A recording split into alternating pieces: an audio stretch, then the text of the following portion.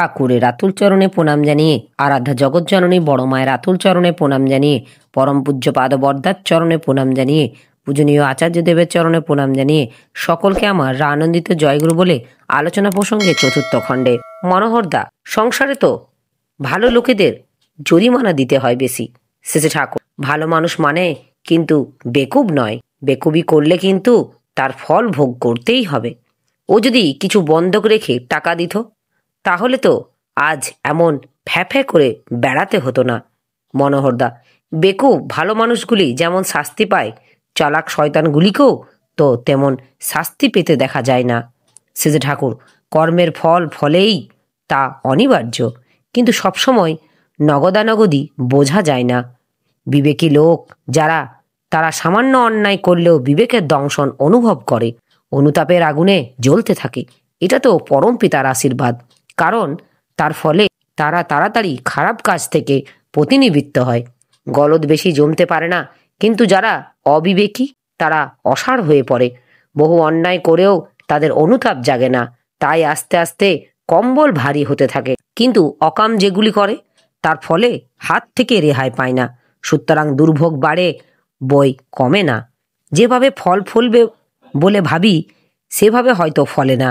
বাইরে থেকে লোক হয়তো সবটা বুঝতে পারে না, কিন্তু এমন কষ্ট হয়তো তার কপালে জোটে যা সে কইতেও পারে না, সইতেও পারে না। ধরো একজন হয়তো যেখানে সেখানে যথেষ্টভাবে বদমাইশি করে বেড়ায়, তার বাড়িতে হয়তো সে দেখতে পেল তার আদরের মেয়েটা উচ্ছৃঙ্খল চলনায় চলছে, তাকে বিয়ে দিল। উচ্ছৃঙ্খল স্বভাবে দরুন সে স্বামী ঘর করতে পারল না, সেখান থেকে এসে বাপের বাড়িতে উঠল, স্বভাব তার বদলালো না।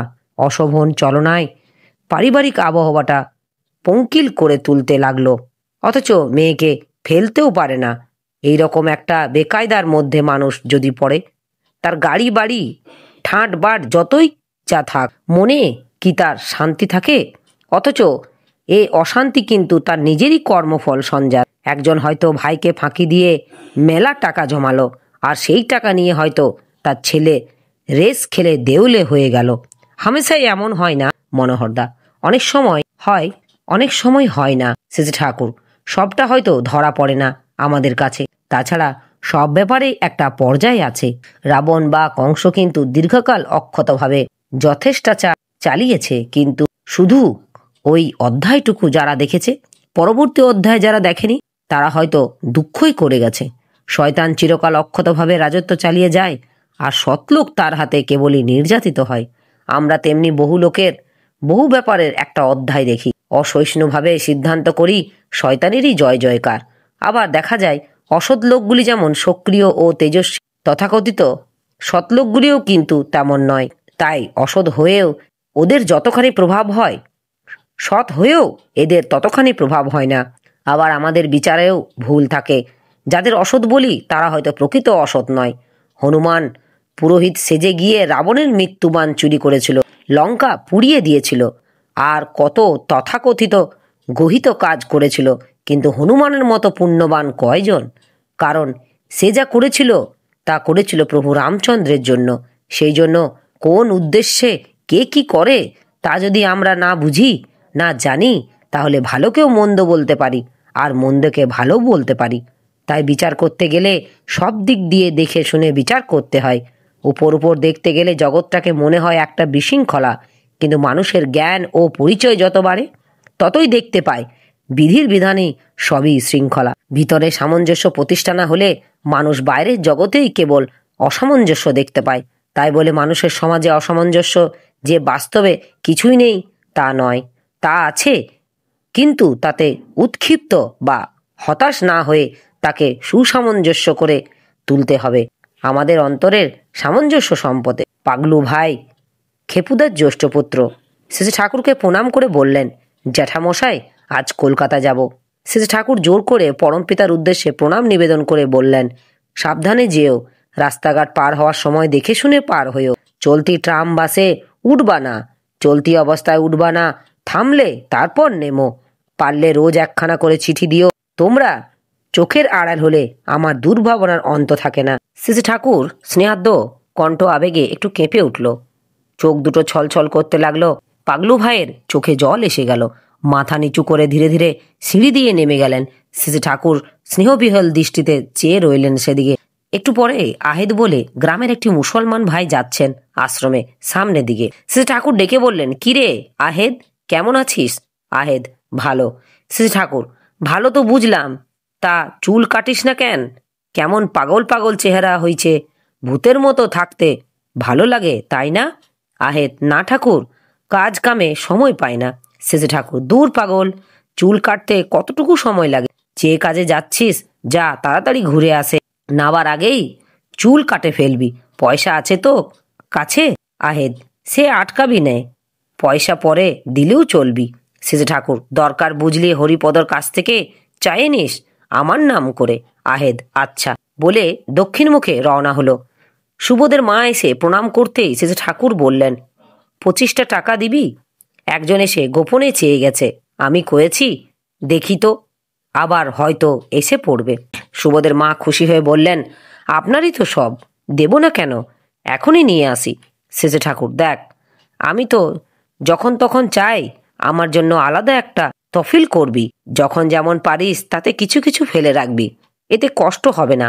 আর সংসারের জন্যও আলাদা কিছু কিছু সঞ্চয় করবি, পারতপক্ষে তাতে হাত দিবি না, অসময়ে তাতে দেখবি খুব কাজে দেবে।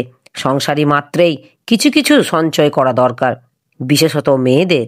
সুবোধের মা, আপনার মুখে আগে এ কথা শুনেছিলাম, আমি একটু একটু করে চেষ্টা করি। শ্রী ঠাকুর, খুব ভালো।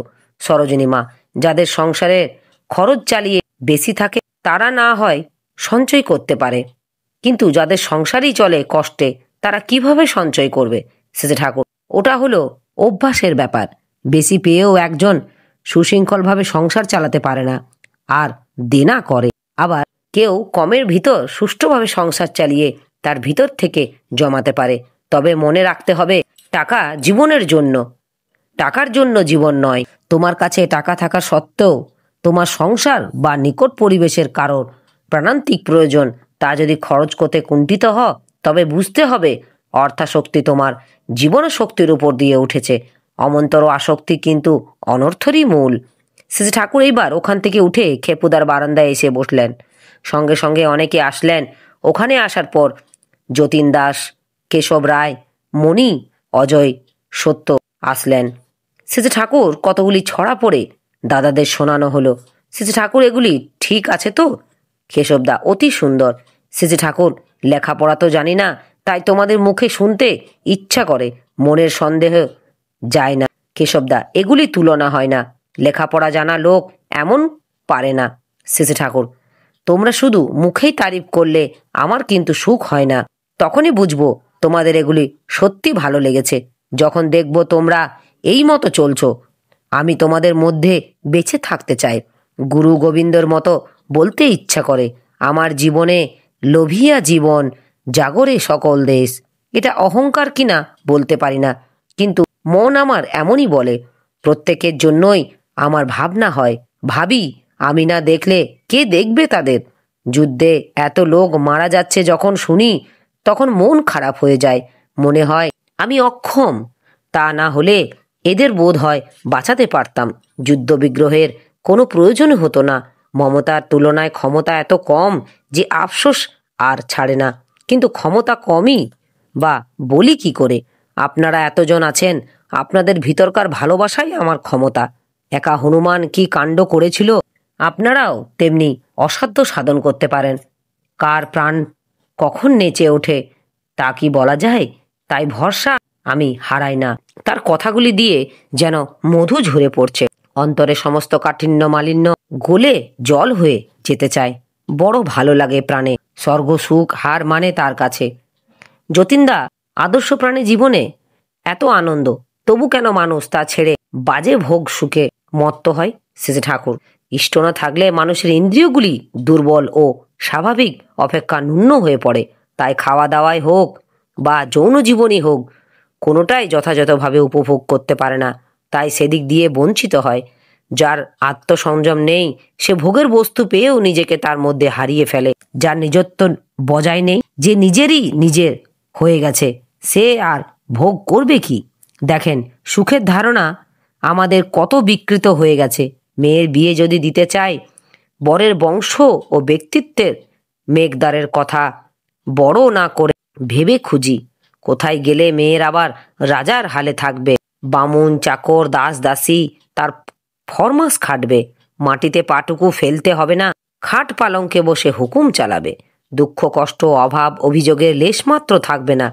কিন্তু এ কথা ভাবি না, দুঃখদারীদের সঙ্গে লড়াই করতে হয়, করুক। ভিক্ষা করে স্বামীকে খাওয়াতে হয়, তা খাওয়াক। শ্বশুর শাশুড়ি আত্মীয় পরিজনের সেবায় এক মুহূর্ত বিশ্রাম না পায়, তা না পাক। তার উপর দিয়ে অগ্নি পরীক্ষা চলে, তা চলুক। কিন্তু সে যেন অটুট ইষ্টপ্রাণ সদ্বংশজাত উপযুক্ত ছেলের হাতে পড়ে। তপস্যার ভিতর দিয়ে ছাড়া মানুষ বড় হয় না, সুখী হয় না। অনেক দিন পরাধীন থেকে থেকে এই ধারণাটা আমাদের উবে গেছে। আমরা যে সুখ চাই, সে মানুষের সুখ নয়, পশুর সুখ। বাধাকে নিরোধ করে জয়ের নিশানা গাড়ায় সে সুখ, সেই সুখেই মানুষের কাম্য। হাই, সে কি সুখ!